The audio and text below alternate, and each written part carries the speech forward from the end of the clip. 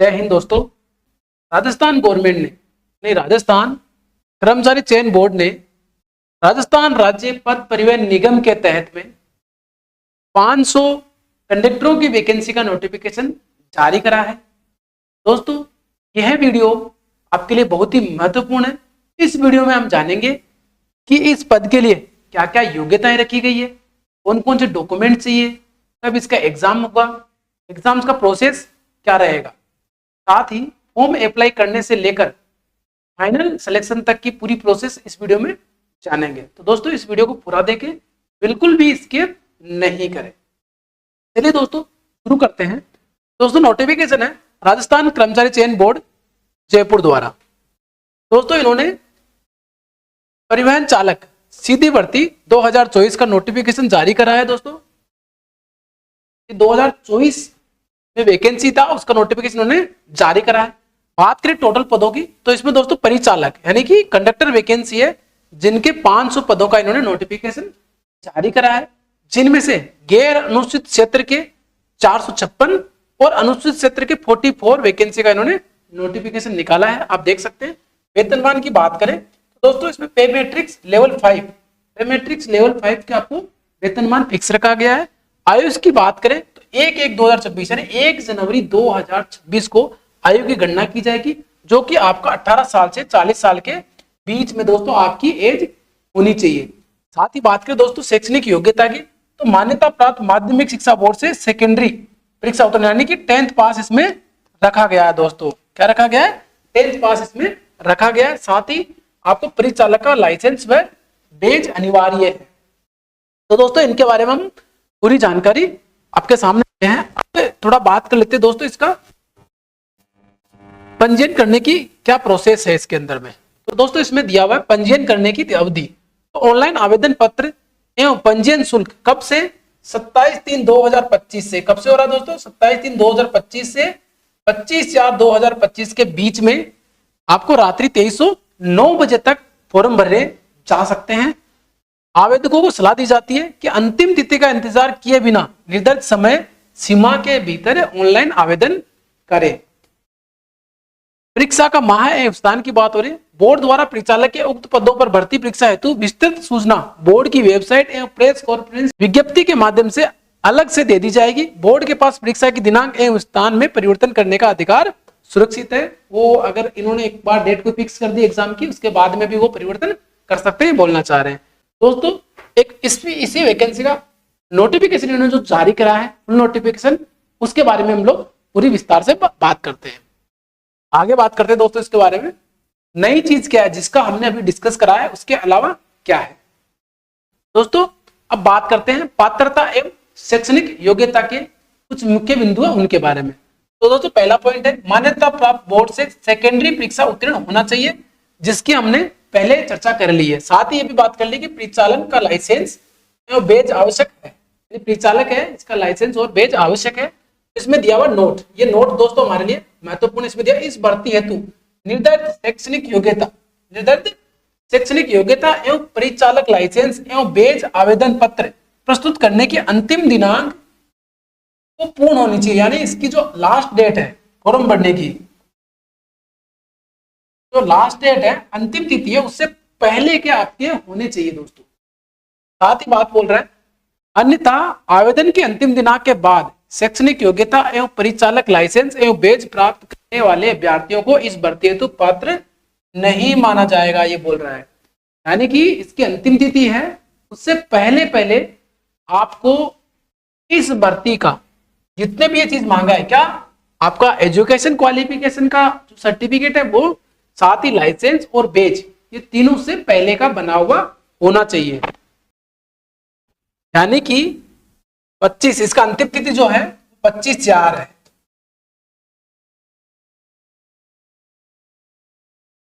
25/4/2025 से पहले का आपके ये तीनों चीजें होनी चाहिए। अगर ये आपके पास में नहीं रहेगी तो आपका आवेदन निरस्त किया जा सकता है। आगे बात करें इसके बारे में। अब थोड़ा सा आयु के बारे में बात कर लेते हैं। यह भी एक मुख्य घटक है कि इसमें 18 से 40 साल के बीच का कोई भी कैंडिडेट अप्लाई कर सकता है, जिसके पास में इसको अप्लाई करने की योग्यता हो। दी हुई है कि भर्ती में किस किस प्रकार से छूट दी जाएगी। तो दोस्तों इसमें पहले बोला हुआ है कि सामान्य वर्ग की महिला अभ्यर्थियों के लिए 5 वर्ष की छूट, यानी सामान्य वर्ग की महिला है उनको 5 वर्ष की छूट दी जाएगी, यानी कि 40 + 5 45 ईयर तक वो अप्लाई कर सकती है। दूसरा है दोस्तों अनुसूचित जाति, अनुसूचित जनजाति, अन्य पिछड़ा वर्ग, अति पिछड़ा वर्ग, आर्थिक रूप से कमजोर वर्ग के पुरुष अभ्यर्थियों को जो राजस्थान के स्थायी निवासी है के मामले में 5 वर्ष की छूट दी जाएगी। यानी कि जो राजस्थान के कर्मचारी हैं, यानी कौन कौन से हैं, SC, ST, OBC, EWS और अति पिछड़ा वर्ग, इनको दोस्तों 5 वर्ष की छूट दी जाती है। साथ ही बोल रहा है अनुसूचित जाति, अनुसूचित जनजाति, अन्य पिछड़ा वर्ग, अति पिछड़ा वर्ग, आर्थिक रूप से कमजोर वर्ग की महिला अभ्यर्थियों को जो राजस्थान की स्थायी निवासी है इनको 10 वर्ष की छूट दी जाएगी। आगे है विधवाओं के लिए, विधवाओं और विवाह विच्छिन्न महिलाओं के मामले में कोई आयु सीमा नहीं होगी, किंतु राज्य सरकार द्वारा निश्चित की गई सेवानिवृत्ति आयु से उसकी आयु कम होनी चाहिए। ये थी दोस्तों कुछ बारे में जो कि हमने यहाँ पे दिया है। अभी बात कर लेते हैं कुछ पेंशन की। तो नए नियुक्त होने वाले कर्मचारियों के लिए नियमानुसार राज्य सरकार द्वारा देय पेंशन योजना लागू होगी, यानी राज्य सरकार जो निर्धारित करेगी वो नए नियम जो बने हैं उनके अनुसार उनको पेंशन दी जाएगी। साथ ही विवाह पंजीयन है वो आप देख सकते हैं कि विवाह का पंजीकरण होना चाहिए, प्रमाण पत्र आपके पास में होना चाहिए। परीक्षा का आयोजन की बात करें तो ये CBT टेस्ट यानी कंप्यूटर बेस्ड टेस्ट होगा, या टेबलेट आधारित परीक्षा हो सकती है, ऑफलाइन OMR आधारित परीक्षा हो सकती है। परीक्षा के दिनांक एवं स्थान में परिवर्तन करने का अधिकार बोर्ड के पास है, जो कि वो नोटिफिकेशन के माध्यम से यानी विज्ञप्ति के माध्यम से नोटिफाइड कर देगा कि एग्जाम इसका कब लगेगा। साथ ही बोर्ड द्वारा एक से अधिक चरणों में किसी भर्ती परीक्षा का आयोजन किया जाएगा तो उसमें सामान्यकरण नॉर्मलाइजेशन की प्रक्रिया अपनाई जाएगी। ये दोस्तों अगर इसमें एक से अधिक चरणों में परीक्षा होती है तो नॉर्मलाइजेशन की प्रक्रिया इसमें अपनाई जाएगी, ये बोल रहा है। आवेदन क्या करना है आपने, तो पहले बोल रहा आवेदन जिस श्रेणी के तहत आवेदन करने का पात्र है उस श्रेणी में ही आवेदन प्रस्तुत करें। आप जिस श्रेणी में हैं उसी श्रेणी के तहत आप आवेदन करें दोस्तों। दूसरा बोल रहा नोट, राजस्थान के पिछड़ा वर्ग, अति पिछड़ा वर्ग की क्रीमिलेयर श्रेणी के आवेदक तथा राजस्थान राज्य से भिन्न राज्यों की अनुसूचित जाति, अनुसूचित जनजाति, पिछड़ा वर्ग, अति पिछड़ा वर्ग, क्रीमिलेयर एवं नॉन क्रीमिलेयर आर्थिक रूप से कमजोर वर्ग के आवेदक सामान्य वर्ग के अंतर्गत आते हैं, ये बोल रहा है। यानी क्रीमिलेयर की बात कर रहा है। और दूसरे स्टेट के कोई भी कैंडिडेट हो, किसी भी कैटेगरी कैंडिडेट हो, वो जो है सामान्य वर्ग के अंतर्गत में आते हैं। क्रीमिलेयर की बात कर रहा है, नॉन क्रीमिलेयर की बात नहीं कर रहा है। तो ये पॉइंट आपको ध्यान रखना चाहिए, ये इस वैकेंसी के हिसाब से ये पॉइंट बहुत ही महत्वपूर्ण है। अब दोस्तों बात करते हैं हम लोग लिखित परीक्षा के संबंध में कि इसकी लिखित परीक्षा कैसी होगी, इसका सिलेबस क्या रहेगा, ये हमारा मेन बिंदु रहेगा इसका दोस्तों। तो इसमें दोस्तों पहला है लिखित परीक्षा की स्कीम। लिखित परीक्षा बहुविकल्पीय वस्तुनिष्ठ प्रश्नों पर आधारित होगी, यानी कि ऑब्जेक्टिव के क्वेश्चंस पूछे जाएंगे। दूसरा बोल रहा है कुल प्रश्न 100 पूछे जाएंगे, यानी कुल 100 प्रश्न पूछे जाएंगे, जिनमें से प्रत्येक प्रश्न 1 अंक का रहेगा दोस्तों। तीसरा बोल रहा है लिखित परीक्षा कुल 100 अंकों की होगी, यानी 100 अंकों की होगी और उसमें 100 ही क्वेश्चन पूछे जाएंगे। टाइमिंग की बात करें तो आपको 2 घंटे का समय दिया जाएगा। सभी प्रश्न अनिवार्य है, गलत उत्तर के लिए कोई नकारात्मक अंकन नहीं होगा, यानी इसमें प्लस पॉइंट है कि आपका नेगेटिव मार्किंग नहीं होगा। आगे बात करें लिखित परीक्षा का पाठ्यक्रम की, तो लिखित परीक्षा का जो पाठ्यक्रम है वो 10वीं लेवल का होगा, यानी सेकेंडरी लेवल का होगा। इसके हम लोग बात करते हैं। पहला है सामान्य ज्ञान, यानी राजस्थान का क्या है, स्थिति, क्षेत्र, जिले, संस्कृति, त्योहार, रीति रिवाज, इतिहास, भौगोलिक परिस्थितियां, मौसम, खनिज, फसल एवं उद्योग शामिल है। यातायात, दूसरा है यातायात के नियम, प्राथमिक उपचार एवं आपातकालीन स्थितियां, गणित में जोड़ना, घटाना, गुणा, भाग, लाभ हानि, औसत, प्रतिशत, अनुपात, समानुपात शामिल है। फिर है समसामयिकी घटनाक्रम, ये इसमें शामिल रहेगा। आगे है जनरल इंग्लिश। जनरल इंग्लिश में क्या क्या आएगा, ट्रांसलेशन आएगा, सिंगुलर प्लूरल वर्ड आएंगे, फिर अपोजिट वर्ड आएंगे, अनसीन पैसेज, टेंस, वर्ब, बाद में इनकरेक्ट और करेक्ट स्पेलिंग एंड सेंटेंसेस पूछे जाएंगे दोस्तों। साथ ही आगे हिंदी, हिंदी के अंदर शुद्ध अशुद्ध वाक्यों का संशोधन व शुद्ध वर्तनी, संधि, संधि विच्छेद, उपसर्ग, प्रत्यय, मुहावरे एवं लोकोक्तियां, पर्यायवाची शब्द, विलोम शब्द, अंग्रेजी हिंदी अनुवाद, समानार्थक शब्द आदि पूछे जाएंगे। बोर्ड द्वारा आयोजित की जाने वाली सभी वस्तुनिष्ठ परीक्षाओं में किसी प्रश्न का उत्तर नहीं दिए जाने के संबंध में अभ्यर्थी से पुष्टि कराए जाने हेतु ओमार उत्तर पत्रक में 5वां विकल्प के संबंध में निम्नलिखित विशेष निर्देश लागू किए गए हैं। यानी इसमें दिया हुआ है, यानी प्रत्येक प्रश्न के 5 विकल्प ए, बी, सी, डी और ई अंकित रहेंगे। इसके अंदर में ये पूछिए दोस्तों, एग्जाम से रिलेटेड कुछ अच्छे पॉइंट हैं, इनको आपको देखना चाहिए। उसमें से यानी पहला बोल रहा है कि प्रत्येक अभ्यर्थी का 5 विकल्प होंगे, ए, बी, सी, डी और ई, पर उनमें से अभ्यर्थी को केवल एक विकल्प को नीले बॉल पेन से गहरा गोला करने की आवश्यकता है। एंड इंग्लिश में भी दिया हुआ है कि each question have 5 option marked as A, B, C, D, E, you have to darken only 1 circle, यानी बबल, उसको बबल बनाना है, indicating the correct answer on the answer sheet using blue ball point pen. बोल रहा है कि आपको blue ball point pen का यूज करते हुए आपको एक गोला काला करना है। प्रत्येक प्रश्न के लिए विकल्पों में से केवल एक विकल्प को भरना आवश्यक है।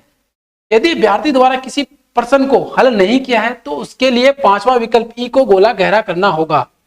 यानी इसमें एक शर्त रखी गई है कि अगर आप किसी प्रश्न को नहीं करते हैं तो आपको 5वां गोला नहीं ई गोला काला करना रहेगा, ये बोल रहा है। यदि अभ्यर्थी द्वारा किसी प्रश्न को हल नहीं किया है तो उसके लिए 5वां विकल्प ई को गोला गहरा करना होगा।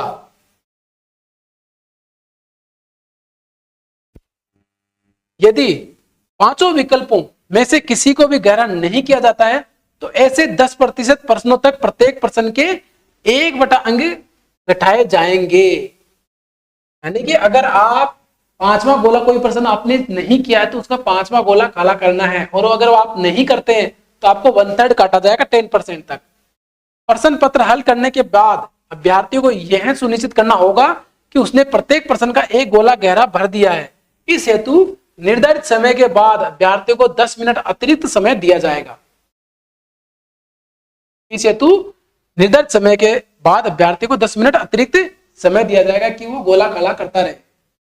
जिस अभ्यर्थी द्वारा 10% से अधिक प्रश्नों को किन्हीं 5 गोलों में से गहरा नहीं भरने पर उसे अयोग्य किया जाएगा। यानी उसको 10% तक छूट दी जाती है। अगर 10%, मान लीजिए 100 क्वेश्चन पूछे जा रहे हैं और अगर 10% के उन्होंने गोले काले नहीं किए तब तक तो ठीक है, उसका 1/3 माइनस करा जाएगा। अगर उसने उससे ज्यादा, यानी कि मान लीजिए उसने 11, 12, 13, 14, 15% के गोले काले नहीं किए हैं तो वह इस भर्ती के लिए अयोग्य हो जाएगा। तो दोस्तों ये नया नियम आए हैं कुछ बोर्ड के, वो आपको पढ़ लेना चाहिए। तो लास्ट में इतना ही है। तो दोस्तों ये थी जानकारी राजस्थान कर्मचारी चयन बोर्ड द्वारा परिचालक वैकेंसी की संपूर्ण जानकारी। दोस्तों इस वीडियो में अगर आपको कोई डाउट हो, कुछ और जानकारी पूछनी है तो आप हमें कमेंट कर सकते हैं।